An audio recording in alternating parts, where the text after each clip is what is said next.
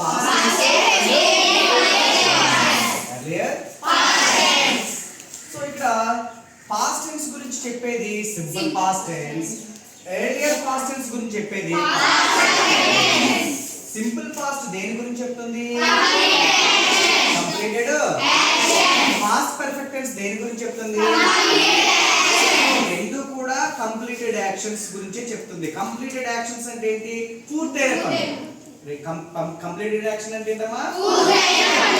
రెండింటికి చిన్న డిఫరెన్స్ ఉంది. అర్థమవుతుందా? రెండింటికి ఏంటి? అదేంటి? ఇక్కడ చూడండి, సింపుల్ పాస్ట్ టెన్స్ స్ట్రక్చర్ చెప్పండి. సబ్జెక్ట్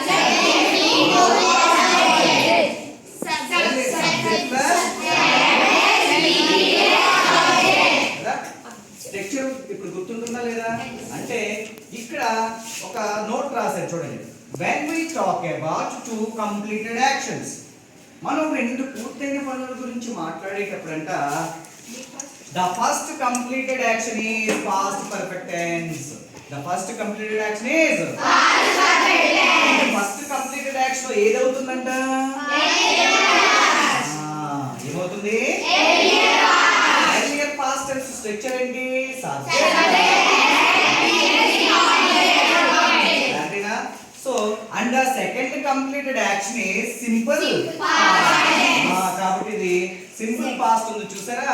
అంటే ఇక్కడ గుర్తు పెట్టుకోండి, simple past perfect tense 1, simple past ఏమో 2. అంటే ఏంటి? ఈ టెన్స్ జరిగిన తర్వాత అప్పుడు ఈ టెన్స్ జరుగుద్ది. అర్థమైందా?